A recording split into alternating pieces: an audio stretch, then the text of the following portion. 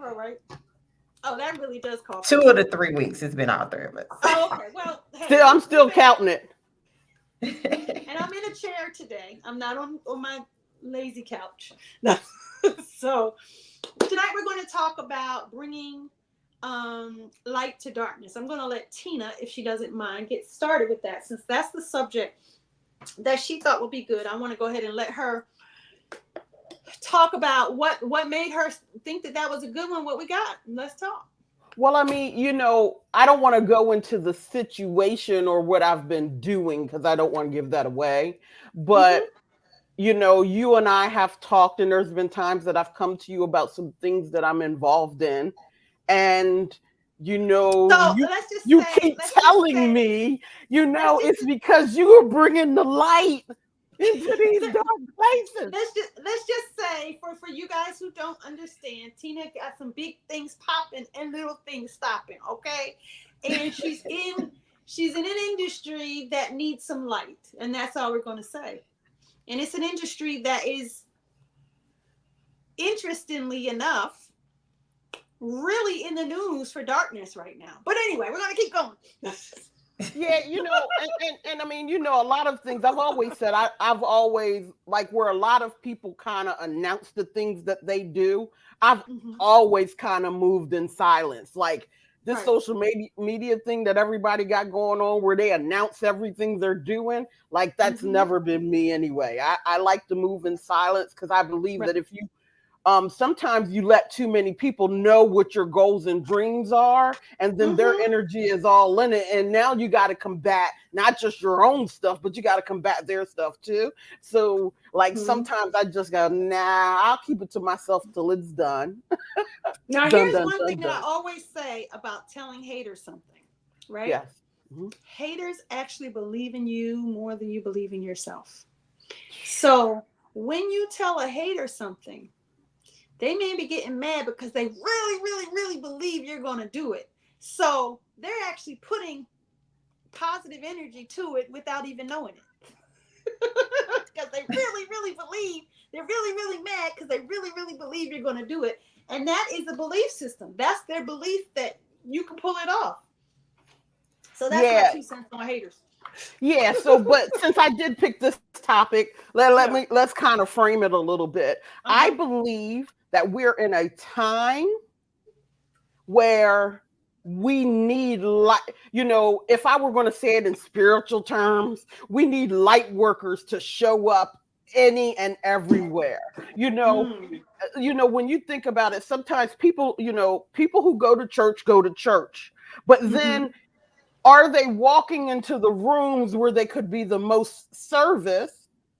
And most of the time we say no. We don't go Right. into the situations where we can be of service because we're like, no, no, no, I don't got nothing to do with that. And I think this time specifically is calling for it Yes. So what about this time that you think is calling for it? because it's just so polarizing that a lot of people are believing their mess, number one. Mm-hmm. They believe their lies, and until somebody stands resolute and sovereign in the middle Mm. of it, Mm. it can't destroy, it can't it's going to always be feeding on that lie, so it'll just continue to grow. But when Right. somebody stands resolute and they stand sovereign and they're like, I don't care what you got going on around me, I can stand here with my peace and not be Mm-hmm. disturbed. It Right. just changes the levels all the way Right. around. Yes. Yes. I do think, I especially think that this period that starts sort of like from spring to now, every 4 years when it's time to vote in a president, is the most tumultuous time. It's the most annoying time. I don't really see that much because I don't watch that much TV, so I don't see a lot of ads and things. But like today, I went to the laundromat. I have a washer and dryer, but I prefer to go to the laundromat 4 times a year, get it all done. Anyway, so I went to the laundromat today, and I was in a Hispanic area, Latino area. Turn on my YouTube. to do some studying on YouTube, and I start getting all these ads targeting the Latino community about politics. So I think I'm just saying that this time, when it's time for election season, especially for presidential election, it's a crazy time. People get locked up. This comes to light, that comes to light. All kinds of things happen because one side is trying to make the other side look terrible by the action or inaction that they don't take. And they're all trying to scramble between now and the first Tuesday in November to get votes and to convince us that the other side is the devil and blah, blah, blah, blah, blah. So it's a very, very confusing and a tumultuous time for people when you're just trying to live your life and you're just trying to do what you do. And again, as I brought up a couple weeks ago, this idea of Pluto being in Aquarius, and I keep saying this to my husband, he's the one who brought it out to me. But after I started studying so much of it and really started thinking about it, it's like, I was like, this time between now and November 19th is going to be a wild and crazy time, because if we really are moving towards change, and I do believe that we are, every time before change, there's always like, you know what I mean? Chaos. Because if we don't have chaos and darkness, everyday people who just want to keep kind of homeostasis, who are okay with mediocrity, who just want to keep it going. I'm not going to say mediocrity, but they just want to go along to get along. They're not going to, nothing will happen. They don't want to do anything if everything's going just fine. It really takes these dips, this craziness, chaotic situation to make people go, hey, we got to do something. Everything's falling apart. So, yeah. So so I guess that's what I'm saying about your point of at this time, right? Yeah, I think the chaos that you mentioned it's the image of the eagle stirring the nest, right? So you have these eaglets in there that are meant to be great and to soar and to do all these wonderful things, but they're comfortable. The nest is comfortable. The nest is comfortable and it's scary to look over that ledge. And so the mama just starts making it uncomfortable, putting glass in there and pointy things. It's like, okay, you can sit here if you want to, but she starts making it uncomfortable to the point where they're like, well, maybe the other side is not so bad. Let's take a leap and see. And then eventually, if they decide they still gonna just sit in it, she'll throw them over so that they can figure out that they can actually fly. And then I did not know that. Yeah, she was like, okay, we're gonna make it uncomfortable. And then if they still, it'll be always one or two that's like, no, I'll sit on this rock, it'll be okay. And she just picks them up and throws them off. First time, sometimes they don't fly, and she'll catch them, bring them back, and she'll keep doing it until they realize, you know what, I can fly. And I think that goes with the chaos thing. If you don't have the disruption, then you're comfortable sitting in whatever it is you're sitting in when you were meant for more. So Right. I think that happens a lot. I love that point. I didn't not know that about the Eagles, but that's a great illustration. So to me, that brings an internal. Where are you willing to shine a light on those dark places inside of you that you've been afraid to avoid? Shadow work. Yeah. Right? Like if something's ticking you off every day. Like if it ticks you off every day and it's pushing your buttons. What did you bring to it? Where are you in the process? I talked to two people about that this week. Why is it stuck in you so much that it's pissing you off to the point where you can't move through it? Right. So what do you need to shine a light on inside of you to move through it? Right. I literally talked to two people about this today. Like, number one, this idea of you thinking that somebody's hurting you. They're trying to hurt you. They're just keep trying to hurt you. Where are you in it? Like, what are you dragging? What are you connecting that to? That you just think somebody just having a conversation with you is trying to hurt you. You know what I mean? Like, where are you? And then the other half of that is like people, or another person that I talk to is people who are deliberately doing all kinds of trifling things. And you can clearly see that they're doing these trifling things. But what makes you keep getting bothered by people who have let you know I'm trifling? You know what I mean? Why would you, what's making you get still so upset about that? Getting twisted in there when they've already established they're trifling. I think that it's the unhealed unforgiveness of self, unforgiveness of the past, unhealed open wounds. We have to go back and look at where we first started feeling those feelings, and then kind of go through that cleansing that we talked about last week. Cleanse that out until it's gone, or till you get that breakthrough, that aha, and say, oh my God, I can let this go.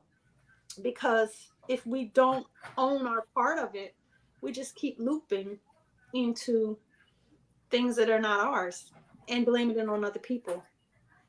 You know, and never owning our part.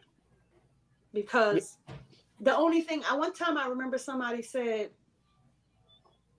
I don't like to date black men because of blah, blah, blah. And I said, you don't know what it's like to date black men, all black men. What you know is how you felt. All you know is how you felt about dating one particular black man. Story you All you associated know, with it. Yeah. All you know is that pain and unforgiveness that you have about dating a few, however many black men it was. But you don't know what it's like to date all black men. All you know is your feelings about that. And you need to clean that up. That's what you got to clean up. Because you could be missing out on something good because what you refuse to clean up. You know, I like your version. Mine's a little rougher, right? Okay. A little rougher. Like in my Happy, Healthy, Whole and Rich, in that membership, one of the things that I teach people is like we go through the process. Remember when what was it called, when everybody started sitting at the counters and they knew that white people was going to spit on them and this, that, and the other. Sit-ins, literally right? sit-ins. When the sit-ins and stuff was happening, right? Yeah. So before the sit-ins happened, they prepared you. They put you in a group. They did everything that they knew that they were going to do to you. Why? Because they wanted you to stop reacting to it. And so for me, with my clients, most of the time, what I realize is people are running away from a reaction that they're scared of. I won't promote my business because I don't want people to think I'm just a used car salesman. Or I won't pitch somebody because I don't want nobody to say no to me, whatever the version is. So what we do is we dig that out. And for a lot of Black women, it's funny. It always comes down to they don't want to be called a bitch. And so then I go, okay, you trust me, right? Yeah, I wouldn't be here. Okay, so then I go, bitch, bitch, bitch, bitch, bitch, bitch, bitch, bitch, bitch. Right. And I said, so how's that making you feel? Well, I don't like being called a bitch. Bitch. I have I care for you, everything, but I got to get that out of your system, because if you are worried about that, then that's going to stop you in everything. So we got to shine a light on that dark place. I think that another deeper point to that is that when you think about what we were brought to America to do, like to take care of all the white man's things. I say this all the time. His children, him, his wife, our children, our spouse. We literally were brought here to take care of the white man's things. And this idea of being a bitch, all that is a person who is saying, I'm entitled to this. I want this a certain way. I know that this can be better. I would like it done the way that I say it should be done. And so what we're really, I feel like, afraid of when we don't want to be called a bitch is afraid of stepping out of that role of saying, I know because if you were brought here to take care of the white man's things, that means you're the last on the totem pole. Right. And you're the absolute last person who should ever want anything, say anything, need anything, because you're here to take care of everything, right? So when you say they're calling me a bitch, you're actually have to face that fear of entitlement, that fear of saying it can be better. I want it better. I know it Mhm. can be better. You can do me right. You know what I mean? Taking something for ourselves, taking up space, taking something for ourselves when we have been historically here to give, take care of everyone else. So I think it's a deeper fear of not just being called a bitch, but what a bitch means. A Yeah. bitch just means someone who knows what she wants, feels entitled to it, wants it done in exactly the right way. And we have to really feel more comfortable. We're 100%, I feel like, comfortable in taking charge of things, getting it done, behind the scenes, not telling everybody that we're getting it done, but getting it done because that's our role. That's what we were brought here to do. That's what we always been doing. But to then say that you're getting it done, to stand up and say, I got this shit done. This is happening because of me. I told you to do it. You did it, and now the shit is done. Oh, you're a bitch. Because what you really are saying is I'm stepping out of that role of everybody can step on me. And I'm stepping into the role of I've been getting shit done and now I'm going to say it. And I think that that's what we're really nervous and scared of. Mhm. Is But stepping out of that role that we've been put in for centuries. right. Yeah. So it's always comes back to the story, though, right? It's the story that you've associated with it. And so once you confront it, because, confrontation is such a magical spiritual tool. Most people don't like confrontation. And you know what, Latour, I'm gonna be quiet because I want to hear what you got to say too, right? But confrontation is such a spiritual tool because at the end of the day, you're letting these stories stay inside of you that are controlling your narrative and are keeping you in some kind of a box that's keeping you stuck. And so if if if being called a bitch, if that begins releasing all of those things that have been built up, broke by based off what you was talking about, it allows you to begin to address and confront all of the layers so that it can no longer hold you in shackles anymore. Because for me, one thing that I will not walk through the world in is less than. Like, I don't care who I'm in the room with. Mhm. I just don't care. So if I'm sitting in a room, I don't care if you got more money than me. I don't care if you're a different skin color than me. If you're skinnier than me, all of the reasons that they Mhm. give you to make it like somebody's better than you, it's not affecting me. But how did I get here? From confronting those dark places, those places where I'm feeling some kind of angst. Why am I feeling some kind of angst? Why am I Yeah. feeling upset right now? It was not easy, and I'm not saying that it's not for the faint of heart, but once you start confronting it, you can do something about it. Mhm. Yeah. Absolutely. Yeah.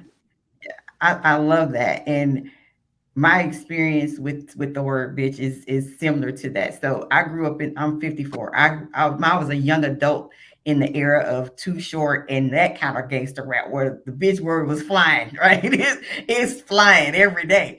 And so I just remember just being so offended by the love of music because that's my, I tell people all the time, you're saved by grace, but naughty by nature. That's me, right? That's what I am.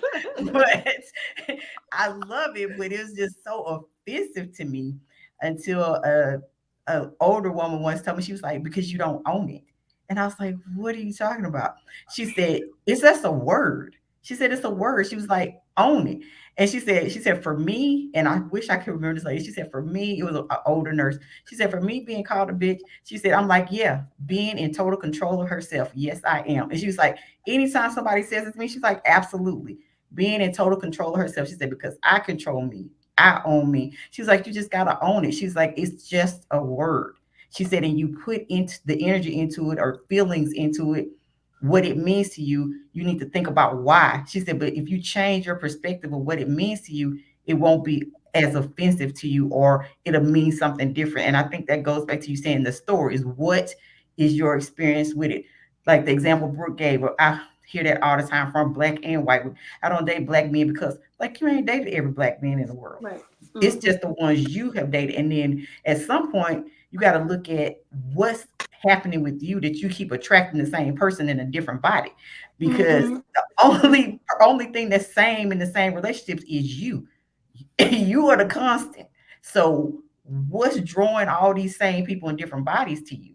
And I think we get to the point where we can't own that. We can't say, well, it can't be me. It gotta be. You are the only constant. So Right. I totally agree with that. You got to look at it from what part do you own in all of this? Mm-hmm. Mm-hmm. Yeah, I think I learned that lesson, thankfully, in my early 20s. And I guess that's why I've been married so long. When I learned the lesson, I am the constant. Do you know what I mean? They are the variable. I'm blaming all of them. These niggas ain't shit. Da, da, da, da. But I had to sit down and say, wait now, because you was doing this and you thought that was okay and blah, blah, blah, blah, blah. And then when I really just had that hard conversation with myself, then I could actually find somebody that was pretty much on the same page as me. You know, we're still people. We're always going to grow our different ways, but pretty much we've been growing in the same way. But I think it really had a lot to do with that being honest with myself about just the ways that I had been moving. Yeah. Mm-hmm. And then it was fun though. It was fun. Exactly. I mean, see, that's still the topic. That's still the topic we're talking about, right? It usually is. And the light is usually, or it's, you know that you're a light and you shine it on other people, but you're too scared to turn it around, right? You can shine it on, or you shine it in everybody else's little corner, but you're not ready to look Always at your got something to say. Yeah, you ain't ready to look at your dust bunnies, but you can shine it on other people because it's easier to do that. Right. Or the other flip end of that is what I get now. My partner just told me this a couple of weeks ago. I was like, man, I can't get no work done because I was like, I have to work from home a couple of days a week because anytime I go into the office, everybody comes in and they just start throwing their stuff at me. And I'm just like, and he's like, yeah, because you're a lighthouse. Like, he's like, ships that are almost wrecking, they come toward the light. He said, you're a lighthouse. He said, and you can't turn it off. So he's like, right. Yeah. So, yeah. Right. I posted today on my Facebook, I think it was, I said, be the light, but just remember that the light's going to attract the mosquitoes, the gnats, it's going to attract everything. So when, you know, because most of the time when people want to talk about metaphysics, right? What am I doing that's attracting these bad things to me? It could be that you're standing in your light. Yeah. Right. Absolutely. It's so true because, I mean, that's just the truth. When you stand in your light and you stand in your power, you really do attract all kinds of different things and all kinds of different people. And you just have to figure out what to give energy to and what not to give energy to. And if you give energy to it all the time, it keeps showing up. That part, yeah, it keeps showing up. Right. That's what you have to figure out. Like I said, you got to figure out what do I need to. I have come up with so many different canned responses to all the different kinds of questions and inquiries and bullshit that I get all day. Like, and every time I come up with another one that is like really effective, I'll be like, yeah, that was a good one, you know. It's just like, I mean, yeah. You know, when I'm doing automation work, right? Right. And I'm going into a company and everybody's been doing this whatever they've been doing the same way since 1983, right? And then I'm coming in and I'm like, we got an app for that. I can have that done in 5 minutes, right? Now they're mad because I'm disturbing their system that they've had for so long. You know what I mean? And so what ends up happening a lot of times is I end up becoming a counselor to the employees who are afraid of the change that's coming, because it's coming, right? And so, what it typically is, well, they don't value me and they're not valuing me. Oh, they just want somebody young to come take my job, whatever the version is. And I'm like, okay, listen, this change is happening, but you got some skills, you got some knowledge, you got a little bit of everything that you could be invaluable, but you want to stay stuck on that you should continue to do this way. And this is what's going to get you removed. I'm going to be real with you. Yeah. Like, when you were talking about this earlier, you was talking about the change that, like, this time being polarizing because of the change. Well, it's polarizing even past the elections because of the change. I've been talking about this for about 4 years, that a lot of jobs that Black women went and got bachelor's degrees and MBAs for, we can do with an app at this point. HR, some of the task management, this, that, and the other. So how are you going to make yourself invaluable so that you still have a job? And and it's not being addressed, because that means you got to dig deep into that change that you've been trying to avoid. It's a real thing. I think that what you're saying is so true and so profound, and my husband and I have been talking about it a lot over the last 4 years or so, right? I think it's really going to allow people a chance to do what's been inside of them, that longing, you know what I mean? That's been inside of them. So if all you really wanted to do was make a hair clip, I found out I'm really good at making these hair clips, but I don't have time to make hair clips because I gotta go crunch numbers. You know what I mean? But I think we're gonna have time to sit and make hair clips because the app and an AI is doing the other things for us. So case in point, and this is real. Ooh, Lord. Okay. So I've had my group now for 5 years, my vegan soul foodie group. I've had it for 5 years. November to be 5 years. In the beginning, when it started picking up, 4.5 years ago, when it started picking up, you have to go through every comment, every person that tried to join. It would pile up. It would be over 100 in a day. We'd be going crazy, sweating, trying to get it all done. Then Facebook came up with the automation to do we set some rules, and that filtered out some things. Then we put some automated things, and that welcomes some people, and all this. And basically where we at right now is AI, because of all the infrastructure that I built for 5 years. AI accepts posts, and the ones that don't get accepted, I don't know where they go, into the abyss. I never even see them. I don't even know where they go anymore, because when they first introduced the AI, it would be, you still had to go in there and go to a queue and clean out the ones that didn't meet the criteria. Okay, AI, you got that wrong. Put it back. You did that wrong, AI. And then AI started learning. Oh, I was doing that wrong. Now, literally accept posts all day. I don't know where the bad ones go because I never see them.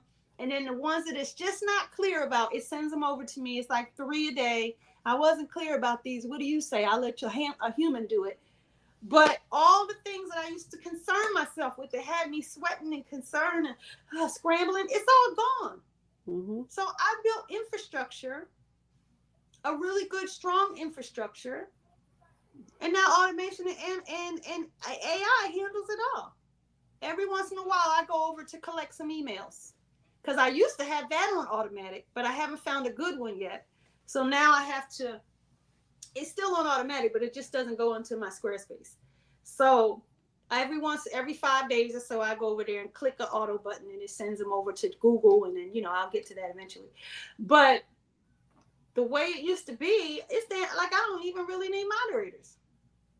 You know what I mean? It's so easy now. And so I really see that a lot of things are going to be like that.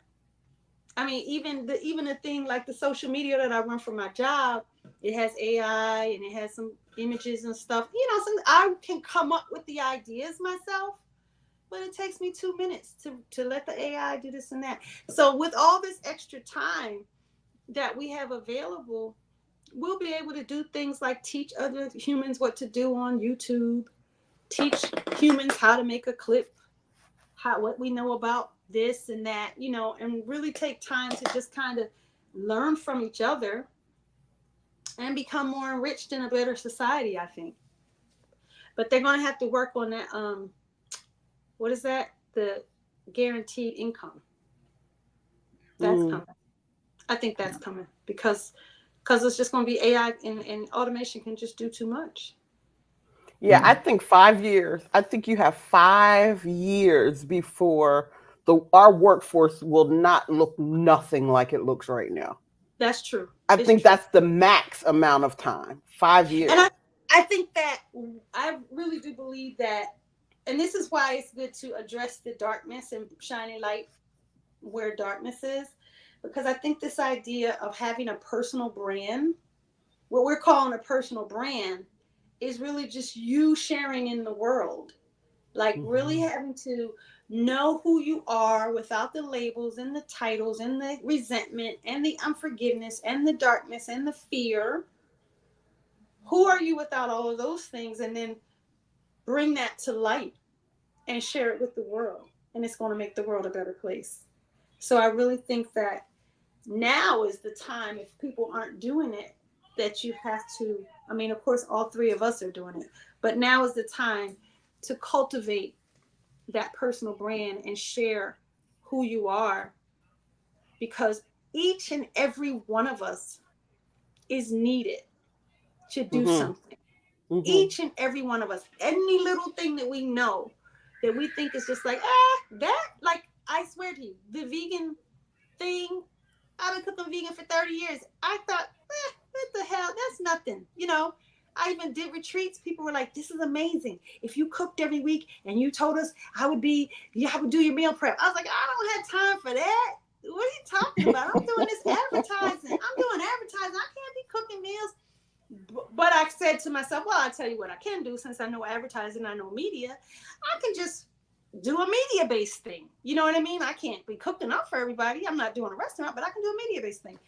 And it was really a throwaway in my life, because I was like retreats and meditation and I want to do this. And it was a freaking throwaway that I was just like, this is something I know, blah, blah, blah. So what? I know I'm just going to start a group because I know we could do better than this. And it turned into a crazy thing. And that's what I think is going to happen for a lot of people. The things that we think is just like, who cares? Right. Can be amazing to someone else. I think 2020 was our springboard for that. Yes. I think 2020 and the world shutting down and everybody having to stay in place.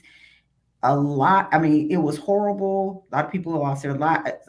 All of that darkness. But out of that, yes, so many people actually found out what they were really supposed to be doing. That they really was supposed to be sitting in an office in a cubicle somewhere. That they were really supposed to be pouring into the world and sharing whatever it was, because they have a choice. They had to be still and do something. So I tell people all the time, a lot of good stuff came out of 2020. And I think that was just the beginning of like the things that people did then that they're mastering now. I really think it's going to be huge. Think in of the years all to the come. think of all of the labels that the world has come up with now because they're trying to get people to go back to the old way and it's not working. What Mm-hmm. was the one that I heard the other day? Quiet quitting Quitting. or Mm-hmm. quiet vacationing, where Mm-hmm. because productivity is down. They want people to come back into the office now and get out of these hybrid situations because they know that while people are supposed to be at work, they're literally doing something else. They're logged in like they're sitting and doing the work, but the productivity just isn't matching. It is nowhere near where it was when people went into a physical room. Is that Why true is though? Is it that is true. true? It's very, very true. It really is. It's very, very true. And so I mean, if you think about it, I think you just could that's probably what capitalists say. I don't believe it's no, true. I do believe it is true. People are doing the minimum that they have to do to keep their job. Okay, because we're real smart now, right? Think about it. Mm-hmm. If I know that you're looking for me to do 5, let's say I'm a customer service person and I need to Mm-hmm. do 5 phone calls an hour for you to think, for me to meet the threshold. People are leaving those calls on longer so that they only get to the 5 phone calls and not doing the Mm-hmm. 10. Or they're signing in. So, while I'm not saying it's not warranted, because Mm-hmm. for all of the years of people just taking advantage, it's now coming back to them. So I'm not saying that it's a bad thing, but it's reality right now. People can't, I think they're having a problem with the old way, a big problem, and I that's think why. that I think that like my daughter is 23 and she just entered the workforce like 3 years ago when she graduated college. She doesn't even know what it was like, right? And after 20 something years, I went and got a job, and I feel like I wouldn't have went back to a job if it was the old way. This way is great. You know what I mean? I get up and I really do. I really do work. I get up at 9 o'clock. I start going on the phone calls and doing shit on the computer. But sometimes I don't have to leave the house till 2 o'clock because I'm not, because I don't have to, right? You know what I mean? There's things that I could be doing at my desk. So I feel like that Are you old the way, exception? it Are could you the be. exception? Now it could be, and I'll tell you why. Because I had been an entrepreneur for 20 years, so I am not used to like I'm still in the mindset of if you don't get this done, you ain't eating. You know what I mean? We got to work all day, sun up to sundown. Now with my job, I've set boundaries where I put my phone away at 5 o'clock and I put it away all weekend because if I don't, and I put my computer away, if I don't, I'll run into those entrepreneurial ways of working so I work on my own stuff all weekend and all night. but Mhm. but I had to set boundaries with the job. So I mean, yeah, maybe people. But even still, okay, let's just say productivity is down, right? They're not missing money. The billionaires aren't missing money. It's total bullshit if they want us to believe that they are, because they aren't. Okay, well, let's not even put it to the billionaires though, because And the what. billionaires aren't missing money either. No, but let's put it to, because like you just said, you've been an entrepreneur for more than how many years? 20 years. For more than 20 years, right? More than So yeah. you're taking those characteristics and qualities into this job that you have now, and you're thinking of it from that perspective. But what if the entrepreneur Brooke hired somebody who was not Brooke, who was like, I need a job, and man, they're going to let me work from home and they're going to pay me $15 an hour. And while I'm sitting here, I don't got to leave because I can keep my 2.5 kids home with me, and they're young kids. And at the same time, when I'm really supposed to be logged in, I really am still got to watch what they're doing because they get into everything, right? Like, and you're a small business owner that's carrying that and you're expecting productivity. Because remember, small business owners, though, are the ones who run this company. This country. The I'm not country. talking about the Yes. billionaires and No, all of you're right. those. They do. I want to talk, They employ most of the people. No, you're yeah, right. these The are small business. hardworking people who Right. are expecting. I'm not talking about forget the billionaires. Let's just leave them out of the conversation, right? But I also believe that what happened, like during the 90s, the late 80s and the 90s, really twisted things around in terms of our workforce. They came in the 90s and they had these people who would just write down everything you did, and then they would cut your job. Like they would cut your helpers down to one person. Okay, we're actuaries. We figured out that really you could do his job, this job, and that job. And so we were working 60 hours, doing the fucking most, not getting what we needed. They cut out all unions. And so it's really big. Well, that's about to happen on steroids with AI.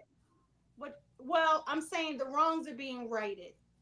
Okay. Because the American workforce got into their mind that we needed to be like the Japanese workforce. Oh, the Japanese, they're so loyal, they do this and that. And they were literally killing themselves for how loyal they are and all the things that were happening. But American capitalists started looking at the Japanese, and they started implementing all of that into the American workforce around the 1990s.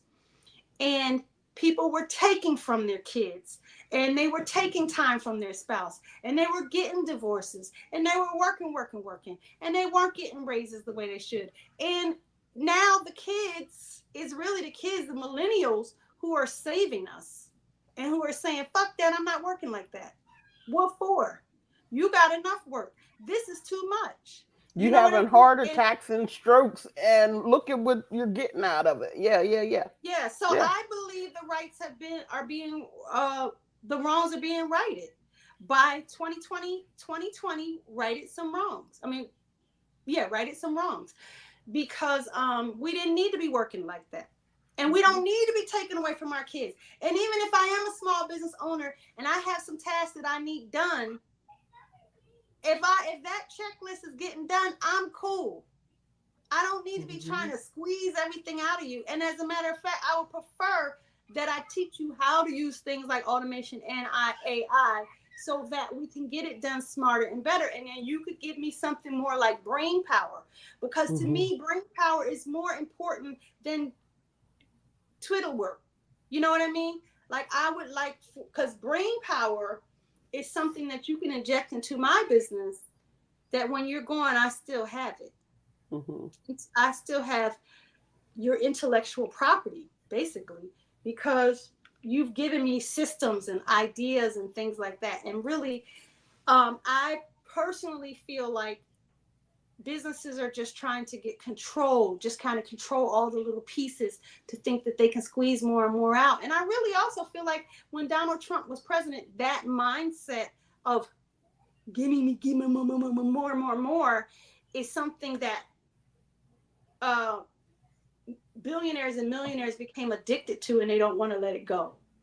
But that's my thought. Well, it's funny because I was laughing as you were talking about intellectual property, as you were talking about your wisdom, right? Because that's what I do an event on every year. So now I'm going to have to bring you to the event and literally just talk about the like how vegan soul foodie just came about, right? Because that really is your wisdom, your intellect, your experience, your everything. And because you didn't have all of this contrast about it, it was just something you did. It took off like wildfire, right? Right. And that truthfully, that's how life goes. When you don't have all of that contrast and all of that resistance to it, and it's just something you do so seamlessly, that it Mhm. just starts to build. The momentum starts to build. So don't let me forget to tell you, because I'm gonna have to bring you to that. So you can Well, I'm come. going to say this. I'm going to say a couple of things about the vegan soul foodie and intellectual property. Mhm. So, first of all, I got this Reiki healing when I turned 50, right? Like a few months before I started vegan soul foodie, the lady told me I need to be more serious. Like, because I was like, oh, I'm tired of working with my husband. I want to do something for me, blah, blah, blah. She said, you need to be more serious and then to take off. But in terms of intellectual property, I had gained knowledge when I was doing HIV research and public health research of something called gap analysis, right? Where you analyze what's happening in the field or in the market and you identify a gap. I used to do that in advertising for my husband, and that's how I started Vegan Soul Foodie. I looked at a bunch of food groups, I looked at a bunch of vegan groups, and I did a gap analysis. I wasn't necessarily thinking that I'm doing a gap analysis, Mm, but in retrospect, I know that's exactly what I was what you doing did, yeah. because I had been an admin of a group for 4 years, a juice group for 4 years. They threw me out at 2 o'clock in the morning. So I had group experience, Facebook group experience, and I kind of wanted to do it again. So I started another group that's still around. It's like only like 300 members. That one didn't do so well. And then I did a gap analysis of what was going on in the food world. I mean, in the food world and also the vegan world. And according to my own belief system, I started a group that was like my belief system and according to the gap analysis. And that's why it blew up. Really. So I make it sound like, You make it well, sound analytical, I right? also make it sound like, I make it sound like it was just a doorway, but it also was a compounding of everything that I knew and was that made it do that. You know what I mean? Hmm. So it's a combination. It was also, I had been doing food videos here and there on the internet. So it's and the same thing I was reading in your book about Tabitha Brown. And the same kind of thing that happened with made Tabitha Brown so big is that she had already been a radio personality, all these things in North Carolina. So Yeah. she was Yes. not just, she didn't just come out of nowhere.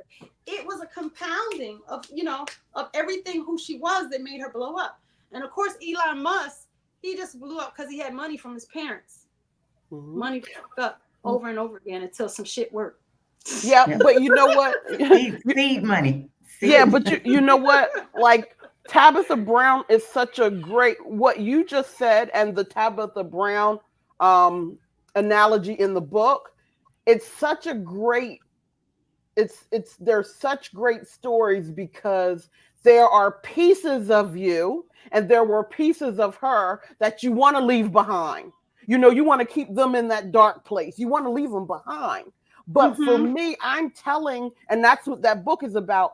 Really, if you start understanding that you were built for a time such as this, so even that thing that you don't want nobody to know about has given you some wisdom that you could be using right now. So if you use a more of a integrative approach instead of a separate approach, like for instance, I do technology, right? That's separate, right? I talk metaphysics, that's separate. And I Mm-hmm. do this business, that's separate. Why? When I go and I start saying, hey, listen, I use universal principles to grow businesses. And automation, while everybody knows me in the automation community, and I've been the first Black woman to do a lot of stuff, it is Mm-hmm. because I use universal principles for why that is. And Mm-hmm. automation is just a tool. So I'm not running from any part and any part of it. I'm integrating it. And remember, we all had a nice little chat, right? Like, I'm not standing into that reverend thing, right? Like Mm-hmm. Right. that dark place. We all realize, wow, do we really got this dark place that we're not Right. Right. acknowledging? Not Okay, fully so let's bring let her. it to light. Well, guess what I found out? Now Hmm? here's something that I found out. New technology, right? I found this out when I took my job. All right, so I have meticulously for years been keeping my yoga over here, my metaphysics over here, my vegan food over here. Now, if you are the kind of person that's into mind, body, and spirit, holistic, veganism, all that, you'll see, oh, that's, yeah, okay, that makes sense. That's who she is.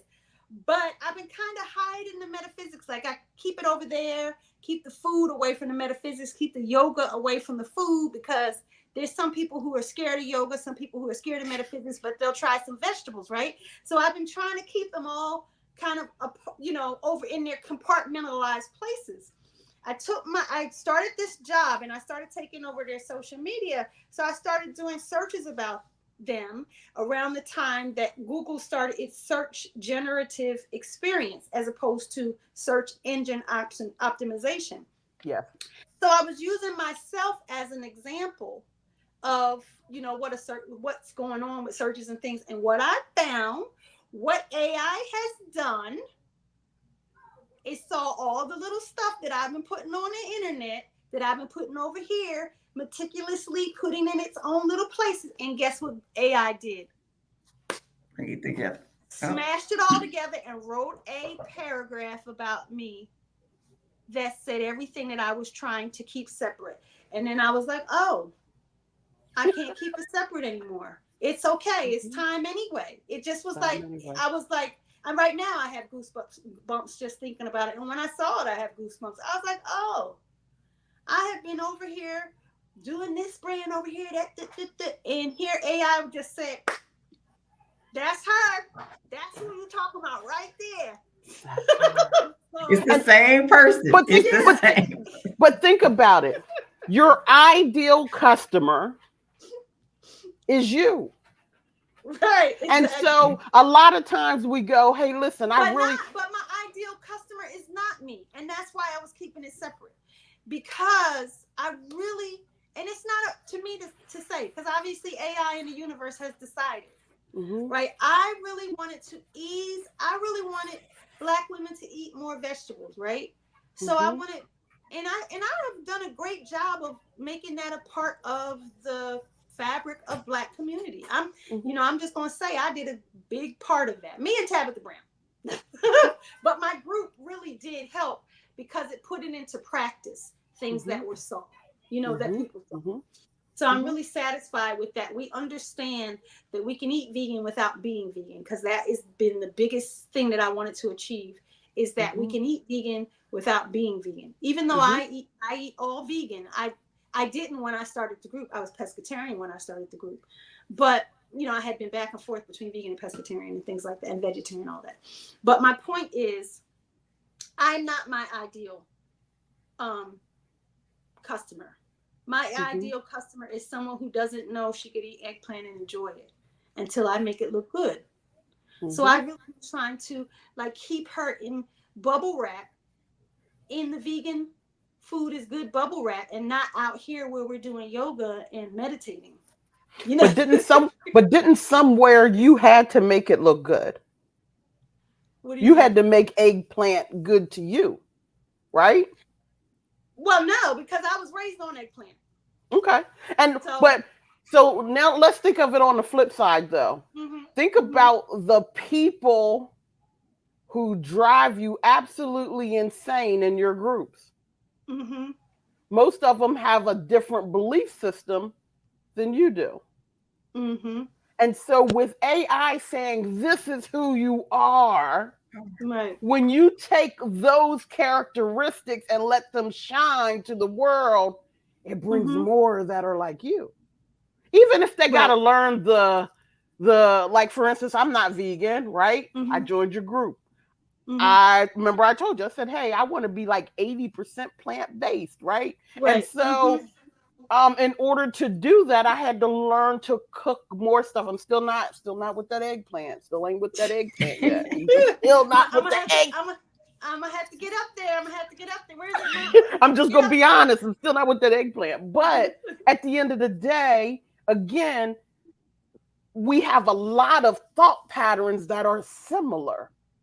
So you see what I mean? So that's what I'm saying about your Right. ideal client is you or just a couple of steps behind you. And that's what the universe is saying to me through AI. It's time. It's time. And not only through AI, through the technical difficulties that I had here of not being able to post this conversation in the Metaphysical Black Women's Group only. You know what I mean? I've been having that problem because, and you have to listen.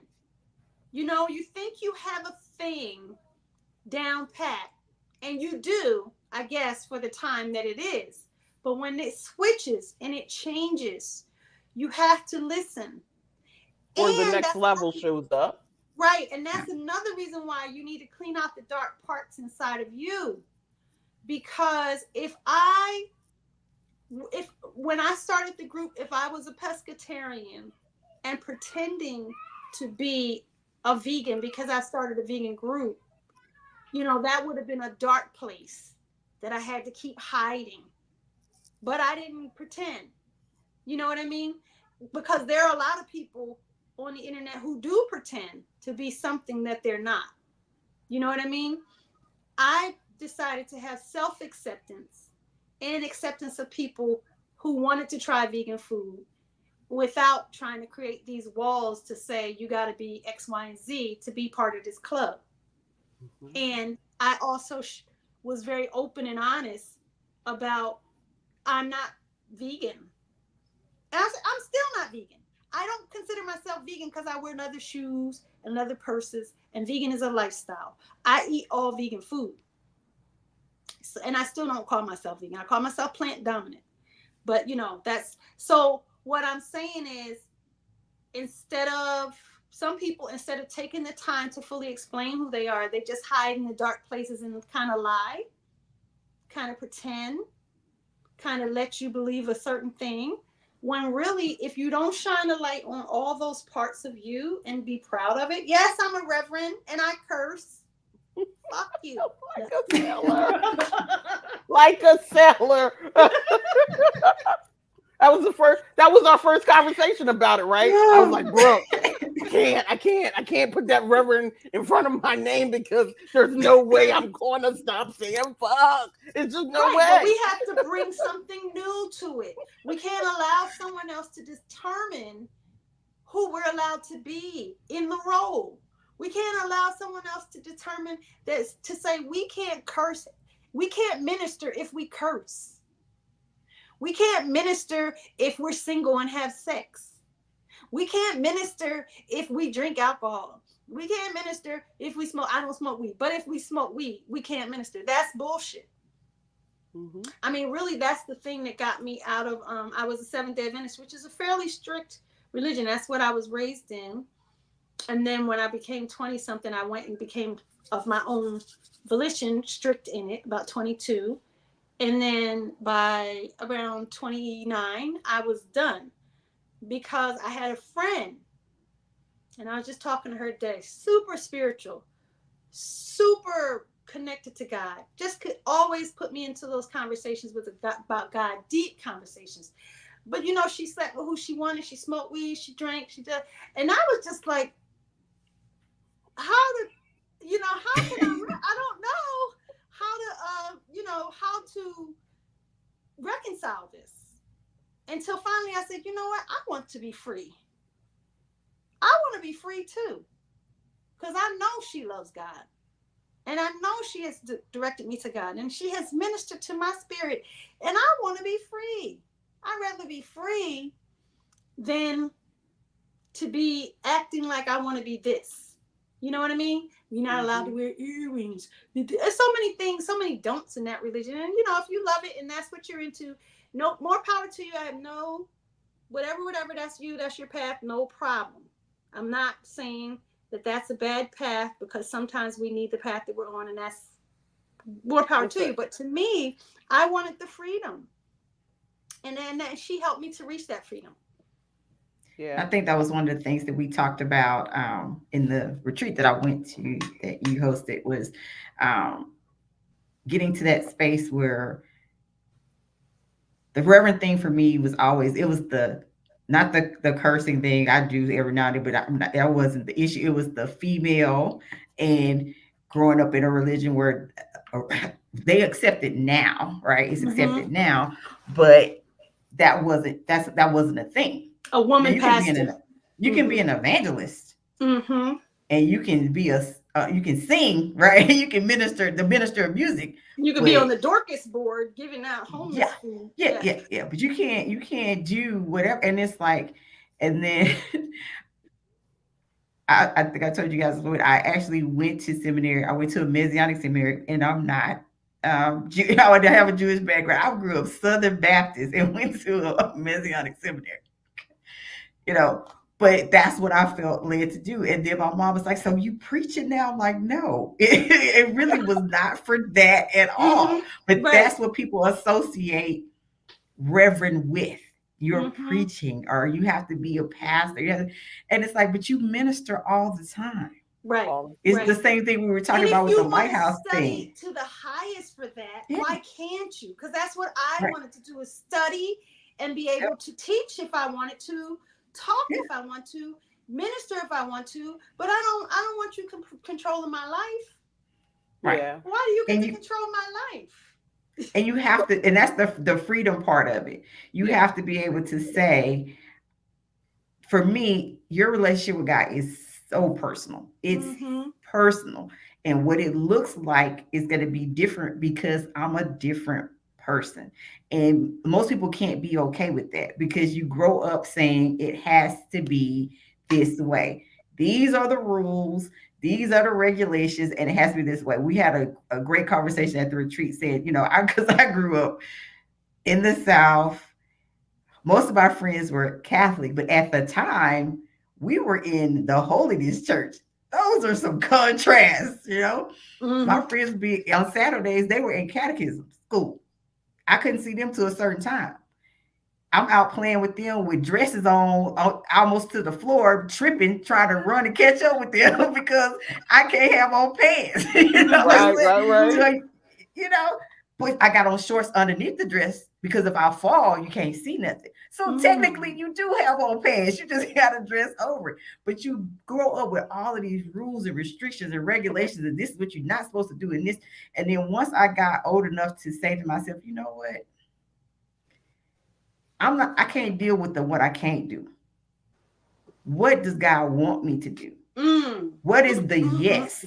Yes? What is the love? Stop telling me what I'm not supposed to do. What does he want me to do?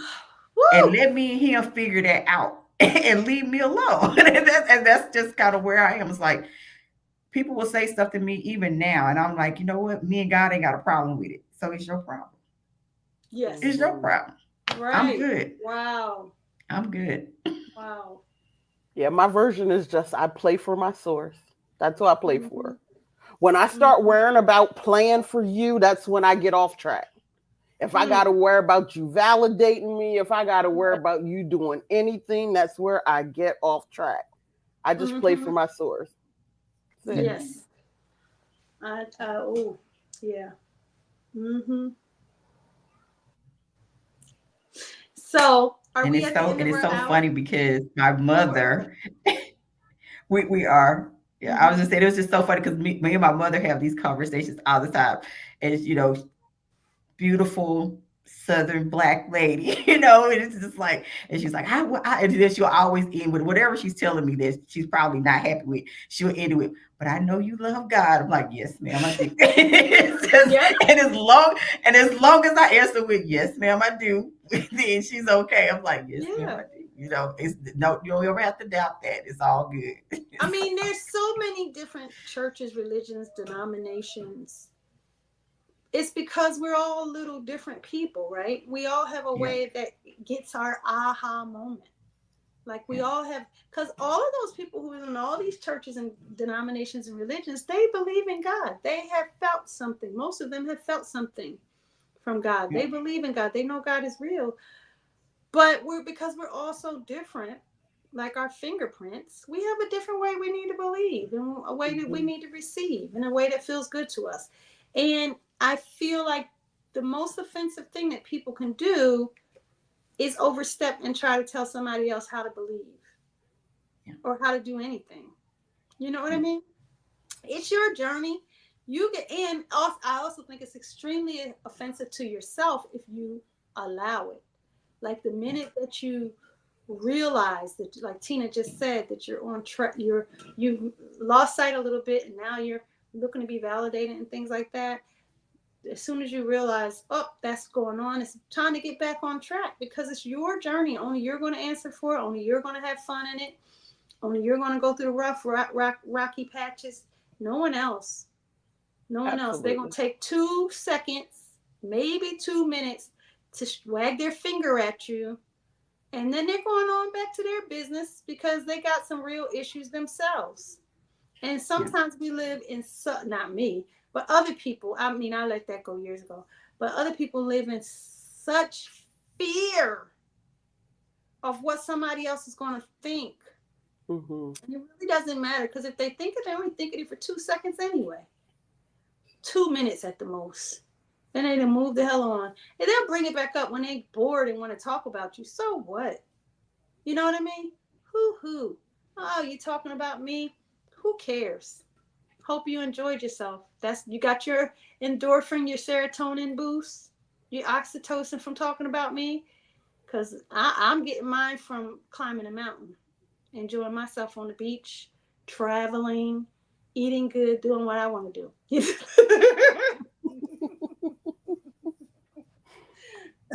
You know, there's only a few things in this life that are absolute. At any point in time, we're all ships that we have to keep calibrating back to. So the water can pull you over here. You know what? You got to let it adjust and kind of calibrate back to the center so that you can get to the path. Like at the end of the day, there's just no absolute. I can tell you earlier this week, there was a couple of people that was really about to get it from this mouth. But guess what? I had to recalibrate. I had to go, remember, you're here to shine a light in a dark place. Remember, Brooke, I'm about to go off on something. I did send you a text. What did I say? I said something about it's one of those days. You did. You did. I was like, I should have delved a little deeper. I said it is one of those days. You did. But then I remember but then I remember who I am. I stand resolute. I'm a sovereign being because that's what is the most important to me is my freedom, my financial freedom, my health freedom, my wealth freedom, and my mind freedom, and the freedom to worship my source. That's it. Right. Sovereign. Yeah. Right. That get free. Give us free. That's what I like to say. Give us free. Any final words? Did we cover? We did. I think we did. We did. We did. I think we did. I mean, we always go off path. It's okay. Yeah. But I think we did because everything even to the point of us doing this now and out into the world and not just inside of your group, you know, what dark place did we, it wasn't a dark, the group isn't a dark place. It was this thing that we have just allowed to sit here that we didn't shine light on. It was like, well, we do it in everything else, but we're not doing it here. So right. Funny how that happens, huh? Yeah. It's time to come on out and be public. And, because I definitely could say that I've been hiding in the group saying the things that people are commenting. Hold on. Good evening. That's it. Okay. So we do have some people who were commenting. I wasn't paying attention. And that was in our group or somewhere. Anyway, we weren't checking the comments.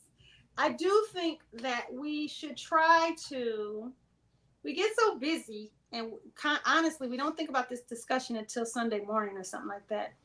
But I would like to have a few more people to weigh in and not just the comments sometimes, But, you kind of have to get the topic ahead of time. And we just kind of fly by the seat of our pants on the topic.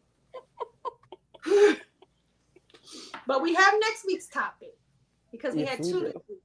So next week's topic is about keeping score, meaning that you can mean this in a few different ways. You can mean it in keeping score of if you're better than someone else, if someone is better than you, keeping score in that you're keeping a file on people and not forgiving them.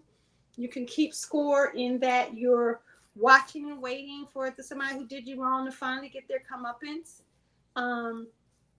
Keeping so score in your relationship. Keeping score in your relationship, keeping score if you're, amongst your siblings about, who did more for mom or dad, who did, it's all kinds of ways that we keep score. Yeah. And so next week we're going to talk about why we keep score, what does it matter, just kind of get into that. So if you're listening and you're watching the replay, please write in the comments that you watched it on a replay. Let us know where you're coming from. And also let us know if you want to be a part of that conversation next week, because we'll definitely patch you in and put you on screen so that you can talk about it as well. And forgive our technical difficulties. We started about a half an hour late, but I think it all worked out. So It always does. It always does. Yep. And it's probably the way it's supposed to be.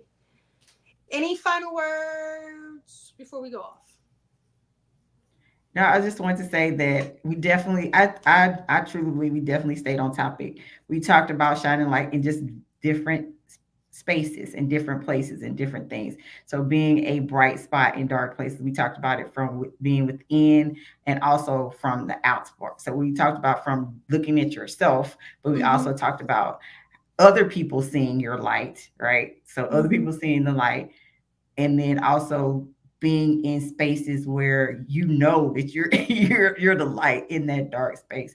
That gets a situation with Tina. So I think we did stay on topic as we normally do. We just add some flavor to it. I love the way you said that. Okay, you know what? Next time I'm going to put our names on here too, because I do have. Well, we'll see. We might use a different talk next. Whatever, different software next week. Okay. All right. So, yep, that's it. Anything, Tina? Did you say anything final? And I think Latora said it all. We stayed on topic, so I'm proud of us. I'm going to just let it go. I'm letting it go. Hopefully it'll be all three of us again next week. We're on a streak. Hey, the fact that we're even doing it every week is a good thing. Because y'all know we get off. We might go months. But we're back. We're right now. All right. So we'll see you guys next time. Bye-bye. All right. Bye-bye.